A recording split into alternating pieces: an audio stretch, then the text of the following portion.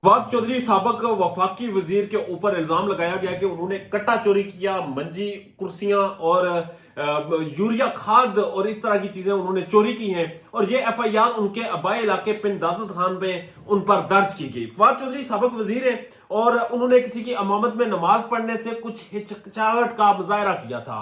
उन्होंने मुकम्मल तौर पर इनकार नहीं किया। उन्हें आईबीपी में शामिल करवाया गया। वो जाकर वहां बैठे मुंह छुपाते रहे, शर्मिंदगी का इजहार करते रहे, मगर उन्हें ले जाया गया, उन्हें वहां पर बिठाया गया और ये विजुअल्स देने की कोशिश की गई कि फवाद चौधरी भी तहरीक इस्तेकाम पाकिस्तान में शामिल हो चुके हैं। अब इस्तेकाम पाकिस्तान में उन्हें शामिल कर लिया गया था।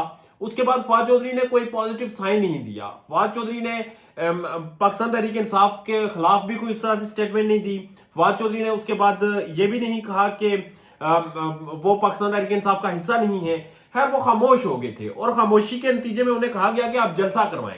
जलसा करवाने का जब उन्हें कहा गया तो जेलों में आपको पता है कि अगर आपके पास तहरीक इंसाफ का टिकट नहीं है, अगर आप पाकिस्तान तहरीक इंसाफ की मुखालफत लेते हैं, तो जो भी है लोग तो नहीं आएंगे, आप कैसे जलसा करवाएंगे। फवाद चौधरी ने इनकार किया और अब वो इनकार उनके गले पड़ गया। उन्हें एक मरतबा फिर उठाया गया और फवाद चौधरी वो जो कि हाँपते गिरते पड़ते भागे थे गिरफ्तारी से, एक मरतबा फिर उन्हें उसी मुकाम पर लाकर खड़ा कर दिया गया। कहते हैं कि आसमान से गिरा खजूर में अटका।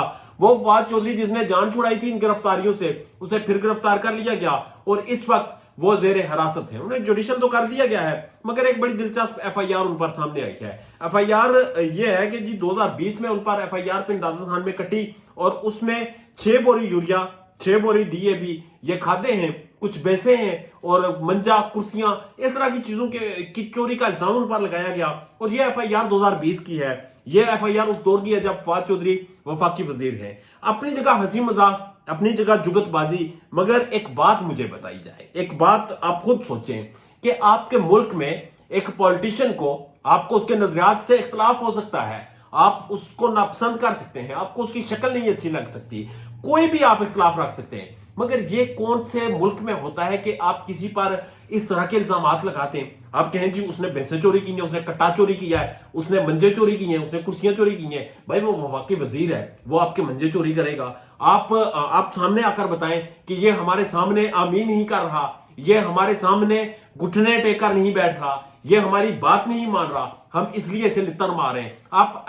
एटलीस्ट अपने अंदर इतनी करज तो पैदा करें, एटलीस्ट आप अपने अंदर इतनी अखलाकी जुर्रत तो पैदा करें कि ये सारी चीजें आप कर पाए, मगर बदकिस्मती से आप नहीं कर पा रहे और आप जो कुछ कर रहे हैं वो इंतहाई अफसोसनाक है। फवाद चौधरी बहुत से इख्तलाफात हैं, मगर जिस तरह से उन्हें इस वक्त डील किया जा रहा है वो किसी भी सूरत जस्टिफाइबल नहीं। इससे पहले माजी में मियां नवाज शरीफ के साथ जो होता रहा, उससे पीछे आप जाए आसफ अली जरदारी साहब के साथ जो होता रहा, उससे पीछे जाए और पाकिस्तानी सियासतदानों के साथ जुल्फकार अली भुट्टो, बेनजीर भुट्टो या फिर कोई भी सियासतदान था, उनके साथ जो कुछ भी होता रहा, इस पर लब कुशाई कोई नहीं करता और जिसका कसूर सिर्फ और सिर्फ पाकिस्तानी सियासतदान है जो कि इक़्तिदार के मजे तो बड़े अच्छे से लूटते हैं। आजकल भी आपको पता है कि ये बड़े खुश हैं कि इन्हें गवर्नमेंट दी जाएगी, ये बड़े खुश हैं कि इन्हें इक़्तिदार में लाया जाएगा, ये बड़े खुश हैं कि इनके साथ ताउन किया जाएगा, मगर शायद इन्हें इस बात का इल्म नहीं कि इनके साथ होगा क्या। ये 6 महीने साल की गवर्नमेंट होगी और उसके बाद इन्हें लितर पड़ेंगे, इन्हें लताड़ा जाएगा और तालियों बजाने वाले वही लोग होंगे जो आज ज़ेरे तसल्लुत हैं। तो याद रखें, जब तक आप पाकिस्तानी इस कल्चर को खत्म नहीं करेंगे, इस 2 नंबर कल्चर को, इस बोंडे कल्चर को और इस ऐसे कल्चर को जिसमें जो लोग अहल नहीं होते